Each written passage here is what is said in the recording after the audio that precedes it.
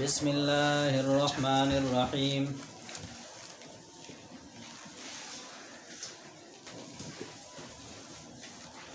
خاص اللہ کے نام سے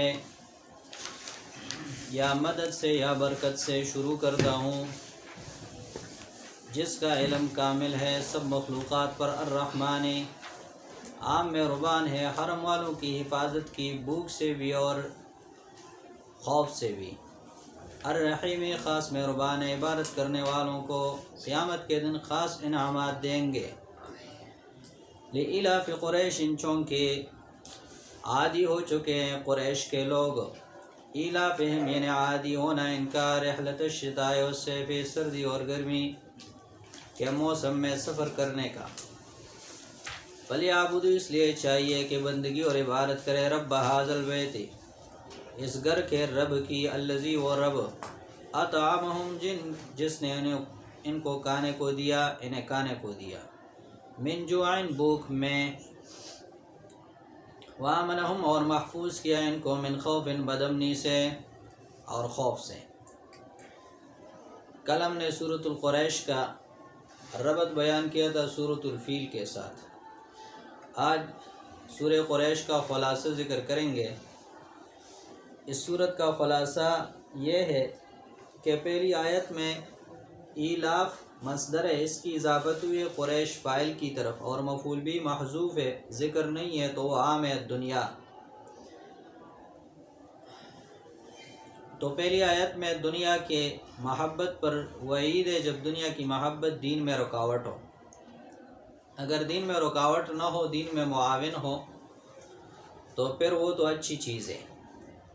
ایلافہم رحلۃ الشتاء والصیف، اس دوسری آیت میں اس تجارت کی محبت پر اور عادت اور مانوس ہونے پر وعید ہے جو تجارت اور جس تجارت کی محبت انسان کو دین سے روک دے۔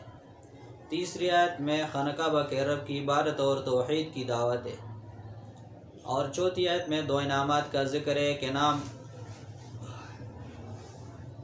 یہ رزق دینے کا ہے، ہر قسم کی کھانے کی چیزیں، اور دوسرا انعام امن کا ہے۔ یہ سورت کا خلاصہ ہے۔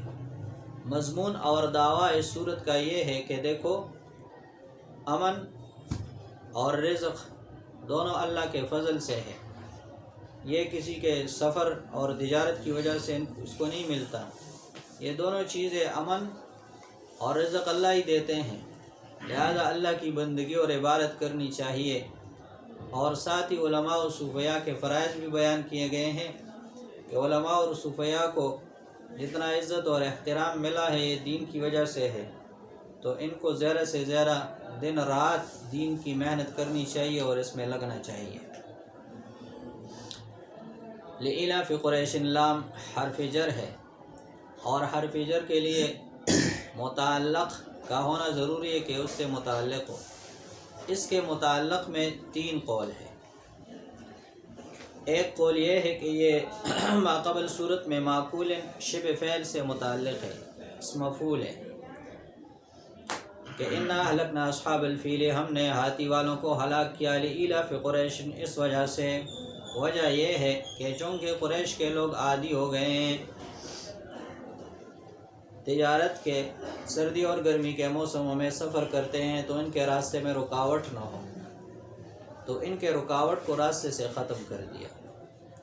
دوسرا قول ہے کہ لام حرف جر یہ برائے تعجب ہے، اور اعجبوا فعل کے ساتھ متعلق ہے، یعنی تعجب کرو قریش کے عادی ہونے کے ساتھ، یہ لوگ عادی ہے سردی اور گرمی میں دو سفروں کے، یمن اور شام کی طرف، اور اس کے باوجود کہ ان کو امن کے ساتھ یہ سفریں اللہ نے دیے میسر ہیں، اور پھر بھی اللہ کی بندگی نہیں کرتے، تو یہ تو قابل تعجب ہے، اس پر وعید ہے، زجر ہے، ڈانٹ ہے۔ یا تیسرا قول یہ ہے کہ یہ جار مجرور متعلق ہے فلیعبدوا فعل مؤخر کے ساتھ، لإلاف قریش چونکہ قریش عادی ہو گئے ہیں سفروں کے، ان کے دو سفر ہوتے ہیں، ایک گرمی میں ایک سردی میں، اور دونوں سفر ان کے پرامن ہوتے ہیں خانہ کعبہ کے خدمت اور پڑوسی ہونے کی وجہ سے، تو ان کو چاہیے فلیعبدوا رب ھذا البیت کہ اس گھر کے رب کی بندگی اور عبادت کریں۔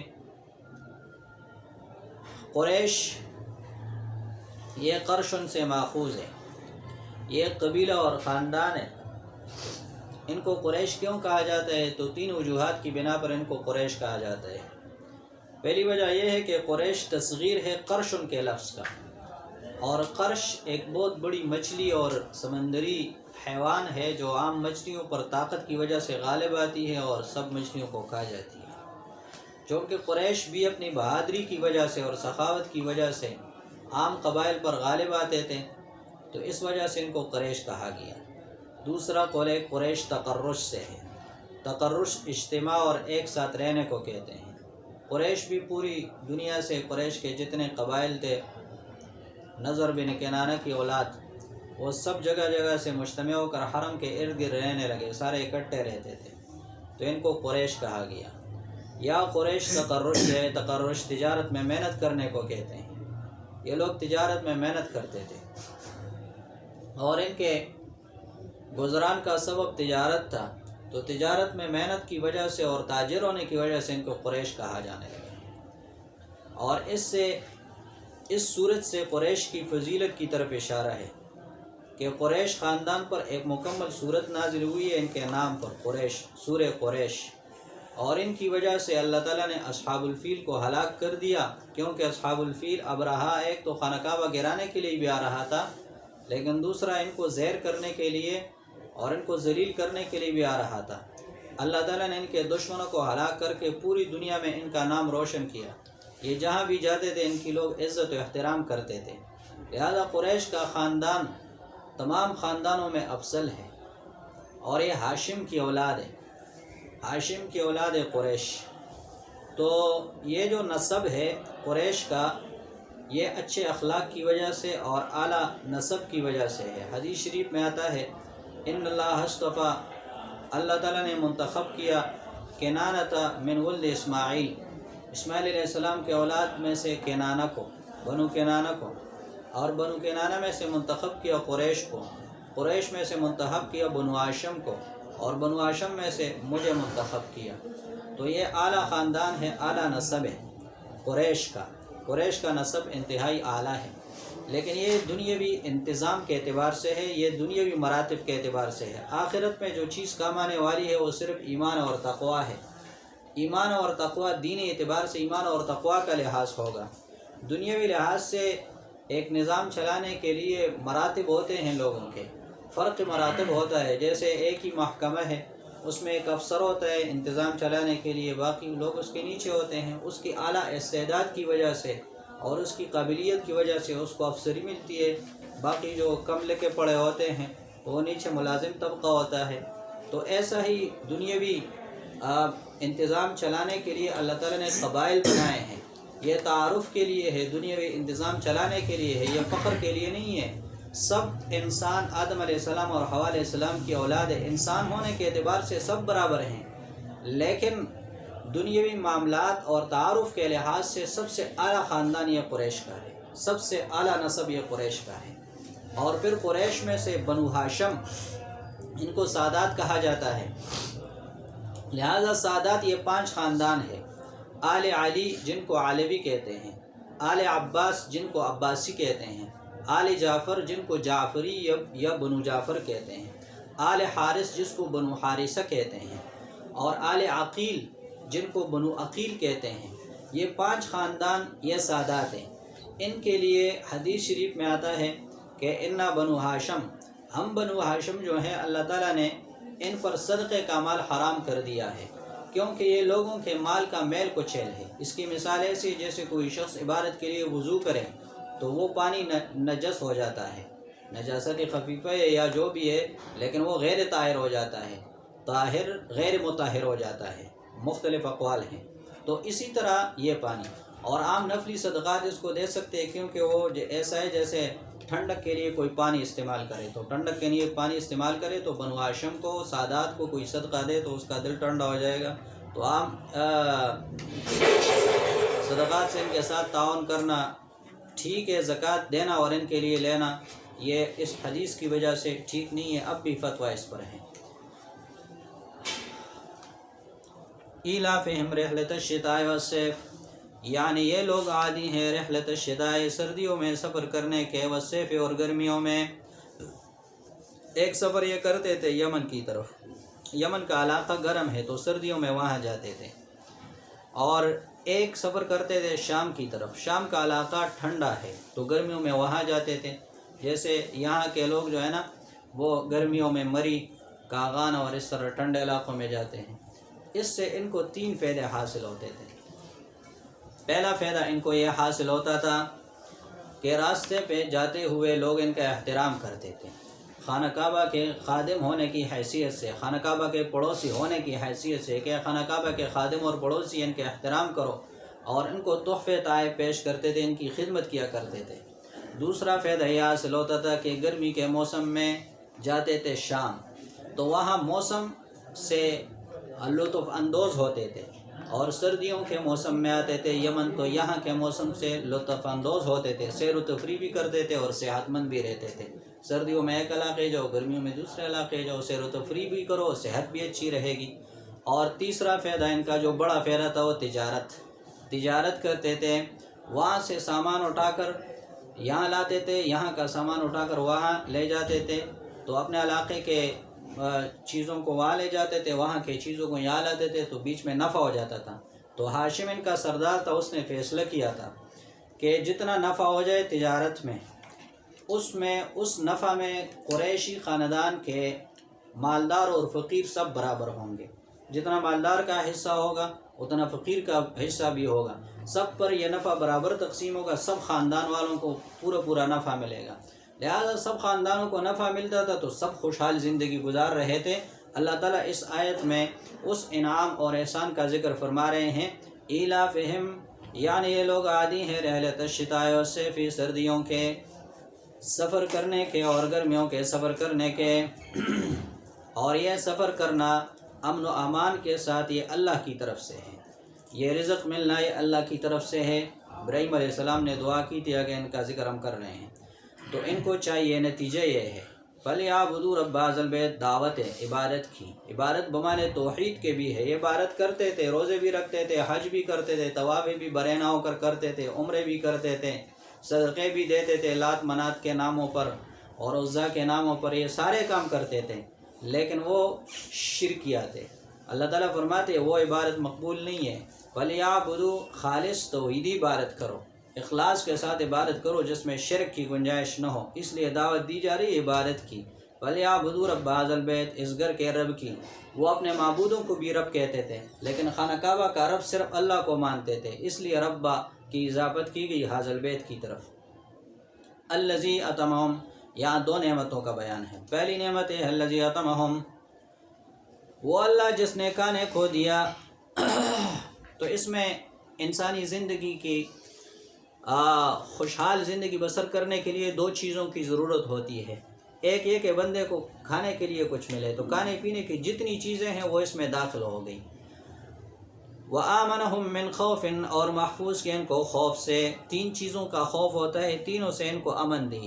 نمبر 1 دشمن کا خوف ہوتا ہے، اللہ نے دشمن ہلاک کیا، اب کس چیز کا خوف ہے؟ دشمن ہے ہی نہیں، ابرہا اور اس کی ساری فوج 60,000 کو اللہ نے ہلاک کر دیا، اب دشمن ہی نہیں ہے تو خوف کس چیز کی؟ ایک تو دشمن سے محفوظ کر دیا۔